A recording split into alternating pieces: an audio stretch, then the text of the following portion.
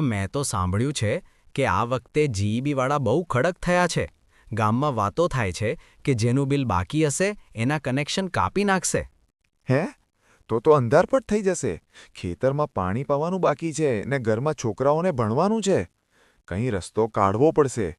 એલા રામજી, એલા કાનજી, તમે અહીં બેઠા બેઠા ગપ્પા મારો છો અને ગામમાં પેલા વીજળી કંપનીના સાહેબો ફરે છે એની ખબર છે? કેમ દાદા, શું થયું? કોઈ નવી લાઈન નાખવાની છે? અરે ના રે ભાઈ, એ તો 25 ફેબ્રુઆરી 2026થી આખા ગામમાં ડિસ્કનેક્શન ડ્રાઈવ શરૂ કરવાના છે. જે લોકોના બિલ બાકી છે એ બધાના કનેક્શન ધડાધડ કાપવાના છે. પણ દાદા, થોડા દિવસ મોડું ભરીએ તો શું વાંધો? વાંધો એ કે એકવાર કનેક્શન કપાઈ ગયું ને તો ફરી જોડાવવા માટે ધક્કા ખાવા પડશે અને દંડ પણ ભરવો પડશે. અંધારામાં રહેવું ગમશે? રાત્રે છોકરાઓ ભણશે કેવી રીતે? અને પેલી સીમમાં પાણી કેવી રીતે વાળશો? સાંભળો મારી વાત. ગર્વથી અને શાંતિથી જીવવું હોય તો વખતસર બિલ ભરો.